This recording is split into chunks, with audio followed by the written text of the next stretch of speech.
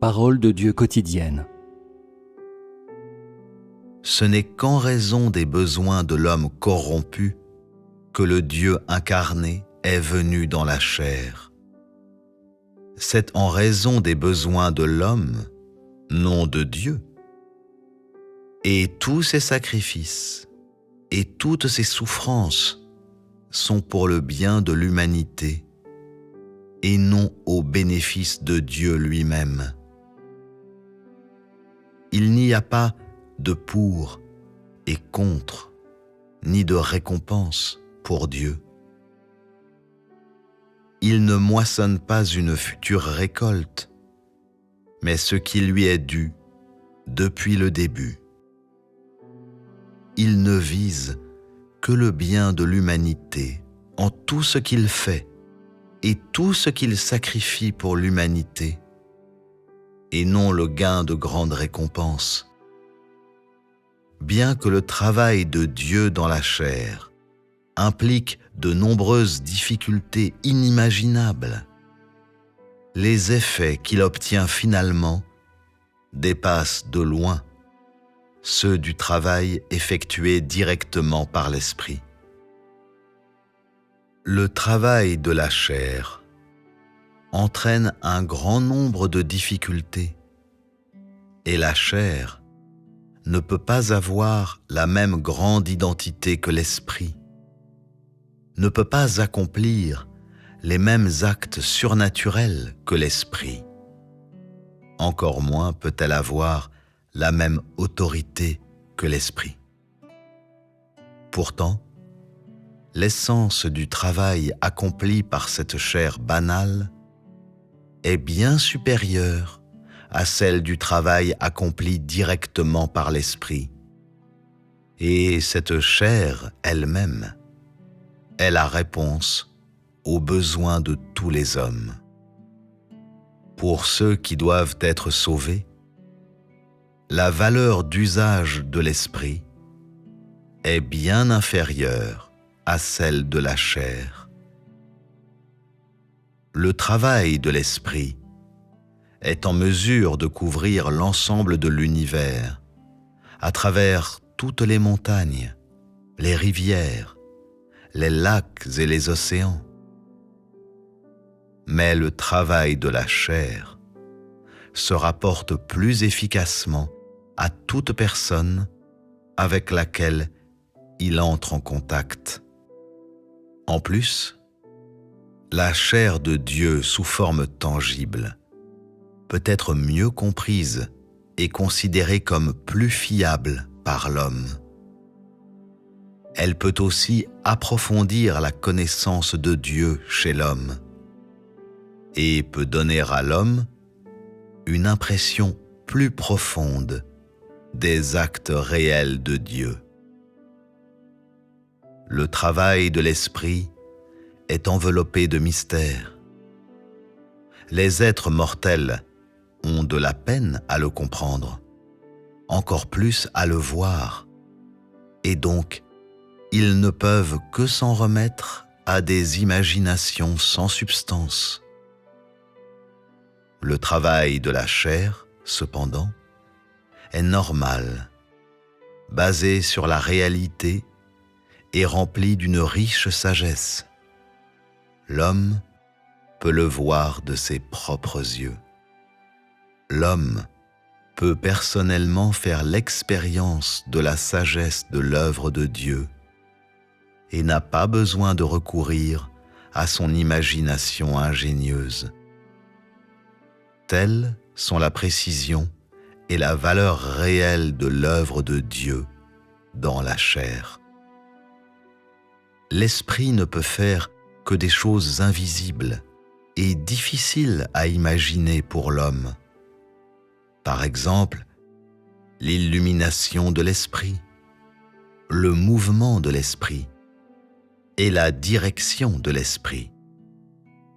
Mais pour l'homme qui a son esprit, le sens de ces choses n'est vraiment pas clair.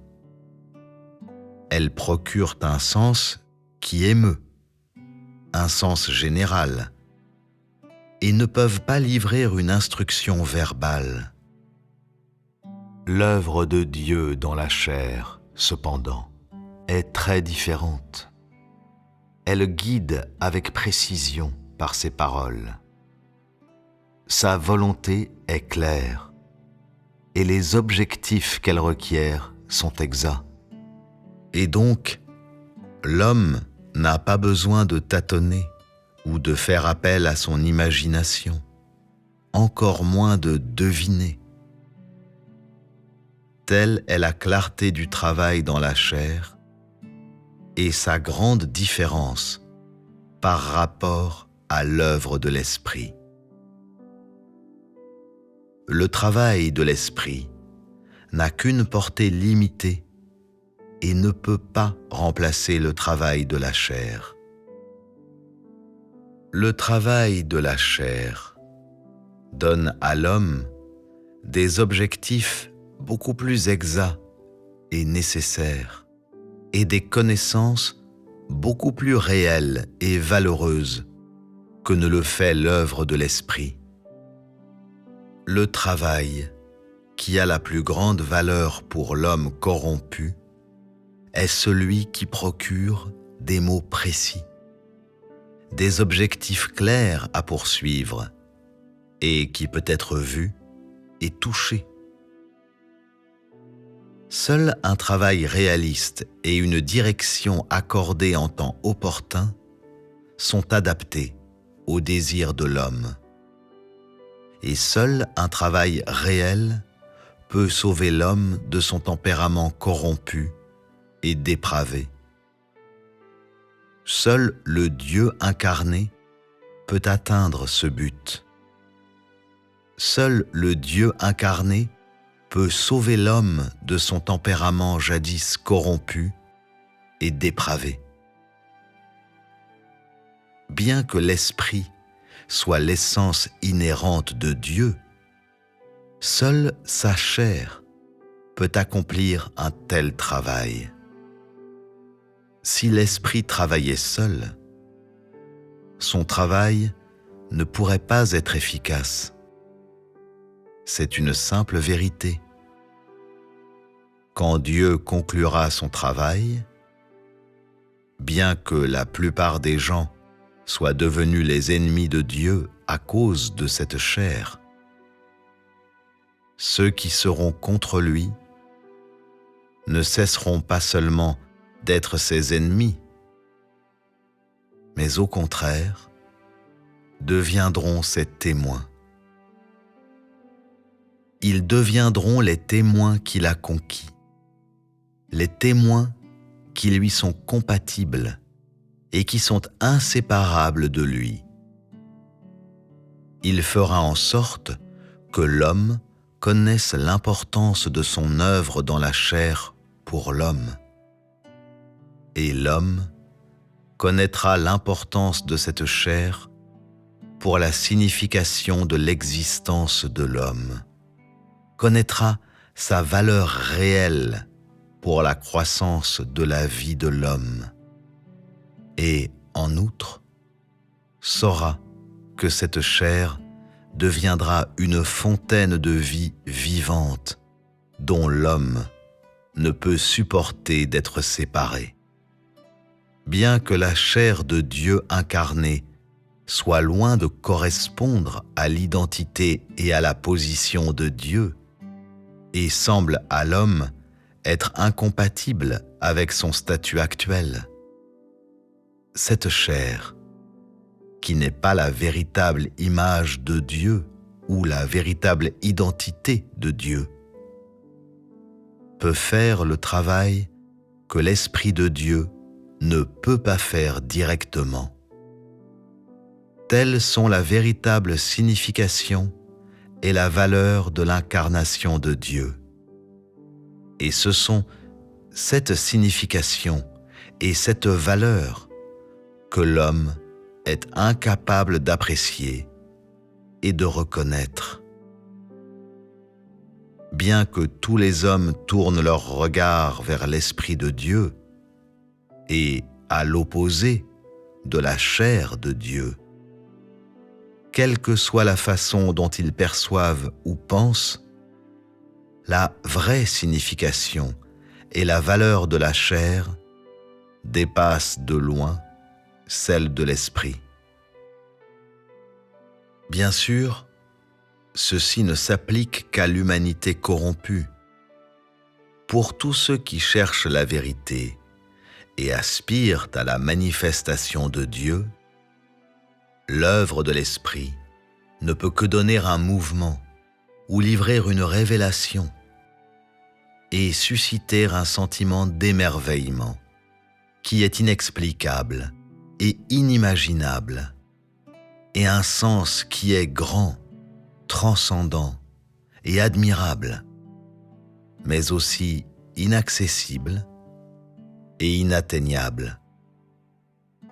L'homme et l'Esprit de Dieu ne peuvent que se regarder de loin, comme s'il y avait une grande distance entre eux. Et ils ne peuvent jamais être identiques, comme s'ils étaient séparés par un fossé invisible. En fait, ceci est une illusion que l'esprit produit chez l'homme, car l'esprit et l'homme ne sont pas du même genre, et l'esprit et l'homme ne doivent jamais coexister dans le même monde, et parce que l'esprit ne possède rien de l'homme. Ainsi l'homme n'a pas besoin de l'esprit, car l'esprit ne peut pas faire directement le travail qui est le plus nécessaire à l'homme. Le travail de la chair présente à l'homme de véritables objectifs à poursuivre, des mots clairs et un sens que Dieu est réel et normal, humble et ordinaire. Bien que l'homme puisse le craindre, pour la plupart des gens, il est facile d'être en relation avec lui. L'homme peut voir son visage et entendre sa voix, et n'a pas besoin de le regarder à distance. Cette chair semble accessible à l'homme, non éloignée ou insondable, mais visible et touchable, car cette chair et l'homme vivent dans le même monde.